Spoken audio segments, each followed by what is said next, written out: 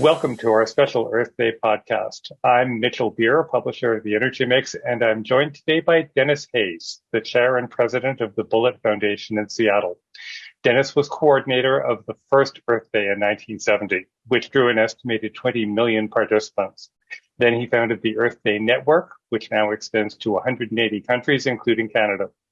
He later became the youngest ever director of a U.S. national laboratory when President Jimmy Carter appointed him to lead the Solar Energy Research Institute in 1979.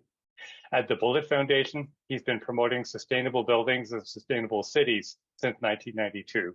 And the foundation operates out of the Bullitt Center, which bills itself as the greenest commercial building in the world. Denis, welcome. It's nice to virtually meet you. Good to meet you, Mitchell.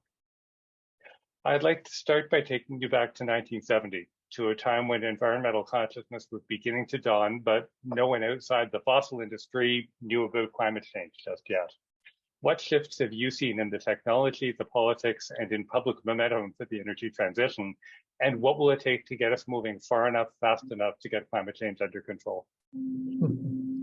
Well, the changes are absolutely enormous. Remember that back in 1970, communications were all intermediated by largely trusted news sources. So there was no internet, there was no social media, there was no ability to mobilize unless you had some way to reach through conventional media to reach people who would then come back to you by sending you a postcard, or if they happen to be wealthy enough to make a long distance telephone call, which in those days were still sort of pricey. Organizing today is dramatically easier than it was in those days. The second, in terms of technologies, people didn't really think of energy. In 1970, there was oil, there was gas, there was coal, there was nuclear. To a very, very limited extent, there was solar, very limited. And no one really thought of efficiency as an energy source, and nobody clustered all of those things together. And similarly, the environment did not really exist as a consuming public issue.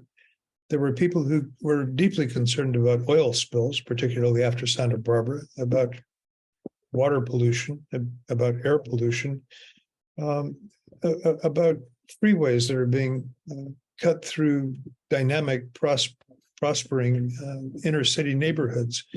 But none of them thought of themselves as having anything in connection with one another. And what Earth Day did in that context was manage to somehow assemble a massive outpouring of public concern that took all of these separate threads and literally hundreds more and wove them into the fabric of modern environmentalism, so that in 1969, the vast majority of Americans would not have had a working definition of what environmentalism is. And by the end of 1970, a very strong majority, maybe 80%, referred to themselves as environmentalists. So from that starting point, and both the mobilization that you were able to set off and the analysis that was readily available, why didn't this get done the first time? Well, I'll be just a little bit controversial here and tick off some dear friends, but I think we're exaggerating the degree to which even the oil industry understood climate in the 1960s. And certainly you can find reports produced by scientists within the oil industry that were saying that climate was going to be increasingly important, even as you could find reports from them and from others saying that nuclear power would absolutely dominate American energy policy by the 1980s. But as somebody who's paid pretty close attention to this and only became convinced myself of the reality of climate change becoming a paramount issue in probably 1978 or 79, in long walks with Steve Schneider, who was then the head of climate modeling for the National Center for Atmospheric Research. It was a very, very minority and unpopular view. This is 10 years after Earth Day. So no great shock that Earth climate wasn't an issue at all in 1970. What we did then was, to some rather great extent, encourage the local groups to focus upon whatever was important to them. If it was a freeway, then that's what the demonstration was about. If it was urban air pollution, then it was that. If it was saving whales, then it was that. And that's how we were able to take all those broad, diverse themes and get them integrated into something that was viewed as a coherent, integrated movement. And there was literally nobody talking about climate, including the people that were organizing it. And as a consequence, it was not a goal or objective or even a consideration in 1970. And you could argue that even today, despite the widespread concern and the mounting despair around climate change, the issue has still not permeated to the point where it's top of mind for enough of a critical mass of people to actually get this done. The Earth Day approach that you described, where you started where people were at, now there's a concept, and created a venue where communities could demonstrate or get active around whatever was most concern to them. Do you see that applying to the response now to climate change and the energy transition? I do. There's enough in the way of factual knowledge now circulating that I'd hope that those local efforts would be informed local efforts. And we have the disturbing trend that has emerged in the last few years, often attributed, not without reason, to subversive activities by the oil and coal and electric utility industries, but of a genuine anti-sustainable energy movement, where local groups are saying, yeah, we want to address climate change, but don't put a wind farm there. Or, yeah, we want to have climate change, but those solar collectors are really ugly. We don't want them in our neighborhood. Don't put it in my backyard, yeah. Yeah, exactly. And in particular, I mean, this next year, if you look at the projects that are in the expansion budgets of utilities and independent power producers, upwards of 50% of all new energy projects rated by capacity in the United States will be solar. And another significant fraction, like I think it's 35% are going to be wind. And a majority of those at the moment are unable to hook up to the grid because of community opposition and other forces that are out there. So we have these institutional obstacles that are, if you will, where people are at. I want to get people to be at a different place to allow us to make a really rapid transition. Do you see solutions taking shape to those interconnection problems? And to what extent is this a matter of balancing smaller and larger scale, particularly applications of solar and efficiency? Well, the biggest problems, in the sense that they are big enough that we identify them and hence they get visible, are the large interconnections. And so you've got opposition to offshore wind, opposition to onshore wind and wind farms. We have these weird claims by, for example, a former president of the United States that wind turbines cause cancer, with absolutely nothing that would even theoretically be there to underpin it. But you know, he has a huge fraction of America that thinks he speaks truth. But there's also a problem with the small and limited things, particularly things like rooftop solar. There is this seemingly simple difficulty that it should be possible to have simple instruments that get passed, where to install solar on your house costs a fair amount of money. It is an investment. And if you look at the string of payments that you would be paying for a non-solar future over the course of the next 10 years, you're far better off investing that money today and saying it out there. But people think of their utility bills not as investments, but as expenditures. And this is a huge expenditure. And also people have a tough time saving up that amount of money, and financing is risky, particularly in an era where interest rates are going up and home values are in many places going down. And so something where it's dependent upon literally millions of individuals making a decision, often in the face of some uncertainty, not knowing whether their neighbors are going to plant a redwood tree in the yard to the south, not knowing whether if they put this thing on their roof, they're going to have leaks. You just have to get past all of that inertia, and it's not an easy thing to do in a distributed energy system. I mean, I'm saying all of this as a person who's spent the last 40 years of his life preaching distributed energy systems, but it's just recognizing that we wish that there were ways to cut through a bunch of those difficulties and simply say, yeah, I'd like to do that, and make it easy for people to get that accomplished. Have you seen any projects out there, even at a small scale, that do cut through some or many or all of those obstacles? And most important, are these projects that can be scaled up and applied? Well, to take refuge in the easy answer, new towns. Yes, of course. Right. Yeah. So where you see a really enlightened developer, and there are a dozen of these now scattered across the United States and many more abroad, where every new dwelling that goes up, every new library, every new store has solar on its roof at the time that it's built. And the whole community is planned so that there's no taller building that's going to go to the south of it that would shade it and reduce its value or eliminate its value. And in the middle of that paragraph was the word planning, which in much of the United States is almost a curse word. You don't planning is what communists do. But planning is also what every single entity in the private sector does as well. You have to try to figure it out. And yet our planning, our zoning has often been indifferent to the energy consequences. I mean, we've done some really bad things with planning and zoning. We've done some good things, but there are very few existing communities that have tried to retrofit an ordinance to it that would encourage renewables. I was just about to ask you about retrofit because you were referring to solar panels on new construction. I know the situation in Canada, and I have to assume in the US, a very large proportion of the buildings that will be with us in 2050 are already with us today.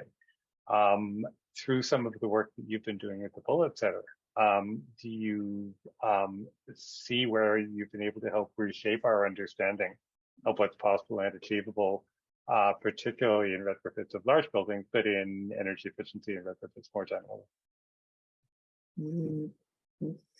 The older I get, the more I recognize the complexity, and at the same time am impatient with the recognition that we are getting deeper and deeper into the mire with each passing year, and the longer we wait to get things moving aggressively forward, the harder it will be to get there in time. And we've now passed in the United States the Inflation Reduction Act, which makes huge sums of money potentially available to states, to cities, to individuals, to companies to make aggressive investments in efficiency and renewables. But it's still dependent upon them making the decision to make those investments. It's encumbered with federal regulations, which in some cases where they've done it have been, I think, unnecessarily complicated. And in other cases, the regulations have just not been issued, even after the law was passed a half a year ago. And they're just, with big bureaucratic entities, it is really difficult to instill a passion, a sense of urgency, something that this is not, you come into the office at 9 o'clock, you try to get some work done before 5 o'clock, and then you go on. But rather that as a nation, we are on a crusade to avoid anything more calamitous than has now already become unavoidable for having dawdled around for the last 40 years. And then laying over all of this is of course, the very strong desire of the oil industry, the gas industry, the coal industry to be profitable growth engines into the future. And for the most part, they will publicly say now that can't go on indefinitely, but they sure want to go on for just as long as they can. And it's resulted in billions of dollars being spent on lies and in funding grassroots groups that oppose renewable projects and doing other things that are simply, I don't know how these people can go to sleep at night, given what they do for a living. keep thinking that it's been almost 2 years now since we heard the International Energy Agency definitively say no new coal, oil, or gas developments are consistent with the 1.5-degree future. And we still see the fossil gas industry in particular clearly saying, oh, sure, we're going to be hitting our peak in the late 2030s, which is utterly, as you know, inconsistent with the science. What prospect do you see? What pathways do you see? I think this is true for the world, for most of the world. It's almost certainly true for America and the United States in the aggregate, is that we do a lousy job of anticipating, but we can sometimes be a pretty good counterpuncher. So you bomb Pearl Harbor, and suddenly you have unleashed a collective spirit that is amazing. I mean, literally transformed the economy overnight from producing consumer goods into producing the elements of the war machine. And for the next 4 years, was sacrificed to make that happen. And I think Americans underappreciate the many years of sacrifice before that the Europeans were having in World War II, where we were simply lend-leasing them military supplies as we are with Ukraine today. But after Pearl Harbor, at that point, we leapt into it, or much less advisedly after 9/11, leaping into attacks upon Afghanistan, or responding to Sputnik by unleashing a program to colonize or to at least place a human being on the moon. I think that with climate, it's likely to be the same thing. We have just in the last 5-6 years begun to see it be common for reporting of hurricanes, tornadoes, droughts, floods, devastations in polar regions, the melting of glaciers. All of this now starting to carry a climate patina. It's I spoke in Earth Day of the value of getting air pollution, water pollution, saving the whales, stopping freeways, constraining pesticides, all being viewed as the fabric of something that is large. We're now beginning to see that kind of integration taking place around climate as well. And it gets to be the point where everybody recognizes that it'll be different in your area than in some other areas. For me, it's going to be droughts. For somebody on the other side of the country, it's going to be hurricanes. But it is now out there, and we've created these much higher probabilities of catastrophic events happening. And the insurance industry has done a pretty good job of cataloging how much greater the big macro events are year after year in terms of the cost to society.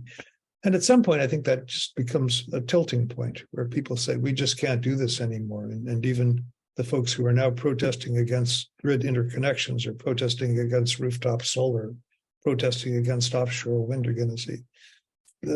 Still don't like that very much, but it's a whole lot better than a devastating hurricane every year. And at that point, I think it tilts over. And if the political system... An idea that we've been working with here for a few years, and it's still at the level of, we see it more as a question than an answer, but we've been wondering whether it's necessary and whether it's realistic to try to build a frame of climate solutions where people can see themselves in the picture based on the things they already know they need and want. So somebody is less likely to oppose a wind farm if it's cooperatively owned and therefore they have a stake in it rather than it just being some ugly contraption. Somebody gets interested in an energy retrofit, not because they want to reduce their emissions, but they really love the idea of never again having to choose between food and fuel. Do those reframes make sense? And again, frankly, is it realistic? Do we have time? Yeah, I would love to see a communitarian sort of approach to the ownership of new projects. Remember, I'm speaking to you from a country in which 3 people have more wealth than the lowest 50% of the population, 150 million people. It's just so moving to something where we have a much more equitable share, and in particular, it's you see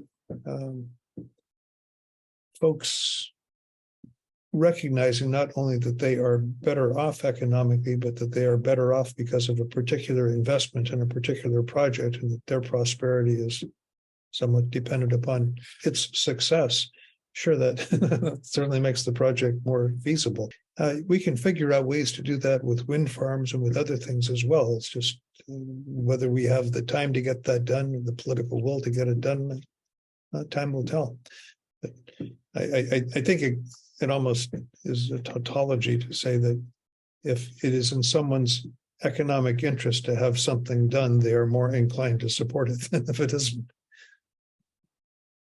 So if it's in somebody's economic interest, and I'm also hearing in what you're saying, if people can see that there's equity built in, that there's fairness built in, what kind of mobilization do we need now? And do you see it happening around you in the US or elsewhere?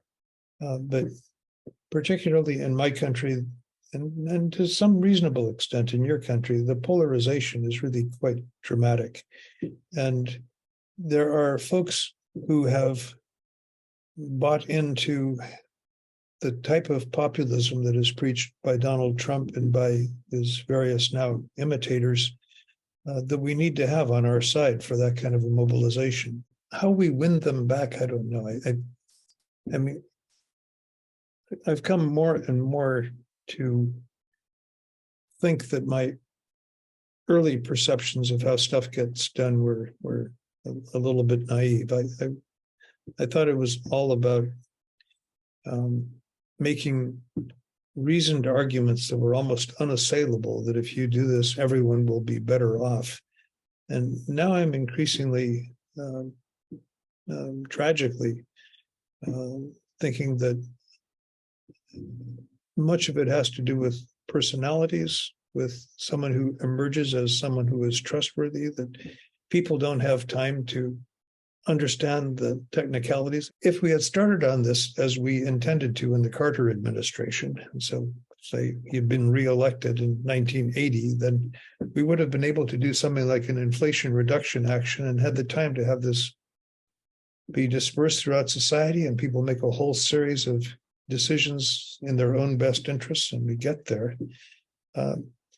Now, if to the extent we do that, I'm afraid it is necessarily going to be such a slow process that we'll get there, but it's going to be after the world is heated to 2 degrees, maybe 2.5 degrees. And that's not the end of the world, but it's certainly a permanently impoverished world. If you want to avoid it, I think we need something much more akin to that mobilization I was talking about, where Detroit no longer made cars. Detroit made airplanes and tanks. And similarly, across the entire American economy, you just got it distributed for this new purpose. And I don't see a clear pathway to get there from here. Are there elements of that pathway that you've learned about through your time at the Bullitt Foundation? Either in the way buildings are done or around the way people interact and work together around the way buildings are done? And what scope do you see for scaling up that work over the 5 to 10 years after you wind up grant making next year? In Darwinian terms, there is no survival value in pessimism. If you don't think you can pull it off, then you don't even try. And so I hate interviews like this one where you continue to probe and to go beyond and beyond. And you ask that last question. I know. And it, when we set out to do the Bullitt building, it's been operating for 10 years now, but we began the process a little over 12 years ago. One of the things I did was to talk to a half a dozen of the greenest developers in the Pacific Northwest of my country, asking them, this is what we're setting out to do. Is it possible? And what steps do we need to, what mistakes have you made? What should we learn? And to a person, they said, you just can't do it. What you're trying to do is defy physical laws. You cannot generate enough electricity with rooftop photovoltaics in the cloudiest major city in the contiguous 48 states to meet the plug loads of your building, much less operate the building itself. And so we thought that they were wrong. We built an ultra efficient building. We searched and found tenants who were prepared to come in and get the most efficient computers, the most efficient printers, the most efficient task lighting, the most efficient everything, and to encourage the individual decision making by the people there. And as a consequence, we have run a meaningful surplus, like a 10% surplus every year. So it's not just net energy neutral; it's net energy positive. So I thought, that's kind of a big deal. We did it on time and on budget, and it's always been completely leased. And this was an economic success story. We ought to be able to now really change things. And it turns out developers are incredibly risk averse. They've done something, they've made money at it for the last 25 years. Yeah, and there are things we could do that would change, but they're much more likely to do one thing different. And then if that works, add another thing to it, rather than, as we did, reconceptualize the building and throw everything in it at once. And if they do reconceptualize the building and throw everything in it at once, they can't get a bank that will finance it. No bank would finance the Bullitt Center. We had to put the foundation's endowment up as cross-collateral, as well as no developer in the world is going to do that. And on and on. I mean, it is illegal to build a building like ours. We had to go and get a series of changes with the Seattle City Council in order to be able to do it. No developer is going to do that because time is money and uncertainty is the loss of money. I had this naive view that if you could prove that you could do it and it made economic sense and it made physical sense and your tenants loved it and it was a huge asset, that there would be some sort of a scramble to follow. We helped to design the program. We implemented it and got it done for ourselves. We called the metered energy efficiency transaction structure, where the city takes a look at what the baseline energy use would be for a building built to code in Seattle at this time, which we had a perfectly right to build a building to code, and the utility would be forced to provide whatever electricity the building needed if it was built to code. And if they don't need to provide that amount of electricity, that's electricity that they can sell to somebody else. So they would pay us for our metered savings of electricity. Once again, it's something that just makes intuitive sense, and it causes all sorts of investments in really deep efficiency, not just throwing another 2 inches of insulation, but in our case, having windows that open when they should open, external Venetian blinds that deploy when they should, do all sorts of things that simply make the building function like an efficient organism, and have it all pencil out. 10 years later, there's the Bullitt Center that has this. And it's just been it's terrible. We've had incredible difficulty working with the utility in Seattle to get them to apply this. I think we now have 12 or 15 buildings in Seattle after 10 years that are able to take advantage of this and drive down their energy consumption significantly. But I think we're actually going to make much greater success in New York, which now seems to be really responding, than we have in our hometown. Whereas a publicly owned utility whose board of directors is a pretty progressive city council. This isn't a series of decisions by bureaucrats who mostly just don't want to shake things up too much because that makes their jobs harder, to an aroused citizenry that simply demands that we start moving. The question I really don't want to ask you, but maybe the question to end on is, do you see the potential for the climate emergency itself being that motivator and becoming the motivator in time that we have a chance to turn things around? One of the sad things about the climate issue as it has evolved, and particularly as it's evolved in the minds of the very young, is that it is seen as a cliff or a series of cliffs looming out there. And if you fail to meet this point, then you have failed. It's like it's an existential crisis. Temperature goes up 1.5 degrees and it's all over. Well, no. What you want to do is try to stop 1.6 or 1.7 or 1.8 or 2. It's that all or nothing thing made a fair amount of sense when the big existential threat was, and frankly, in my mind, still is, thermonuclear war. I mean, if that happens, it's all over. You do whatever it takes to stop that. But with climate, sure, there are going to be some really bad, there have already been some really bad things that have happened in a variety of places around the world. And there will be more because it's baked into the system. The question is, when will we be able to have an aroused citizenry as a consequence of that. And also to have hope, you have to have a vision of what it is that you're hoping for. And so I think the two things that will be probably necessary, I mean, the third thing is, again, the scary thing, the personality that can summon all of this stuff. A collection of things that are sufficiently negative that you say it becomes a self-undoing hypothesis. And we all know about the self-fulfilling hypothesis.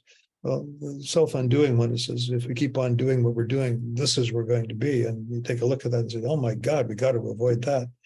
Coupled on the other side of a vision of what a sustainable agricultural system looks like, what a sustainable city looks like, what a sustainable transportation system looks like, and have these answers. Those are beginning to evolve piecemeal, and they're not getting a lot of visibility, and it's kind of boring news. And as those models begin to come along, you see, well, they're not asking us to give up anything. They're asking us to build a better world. And one consequence of that is we're going to be limiting the amount of climate damage that's done. The downside is that that's all rational. And there's this current of irrationality that a Trump type figure can pose on the other side. And I think we have to have some similar kind of figure on our side. And is there anything that you'd like to add? Any other ground we haven't covered?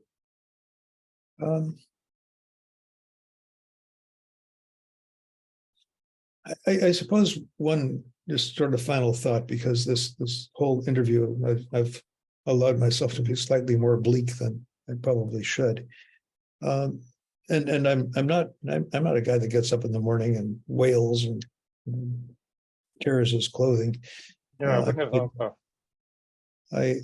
I think that this is metaphorical, but there may even be something real to it. That as you look throughout nature, among the very most powerful instincts is a survival instinct. And it's true for the individual, and often species will do something that compromises their own individual well-being for the well-being of the species. And I believe that's true of human beings as well.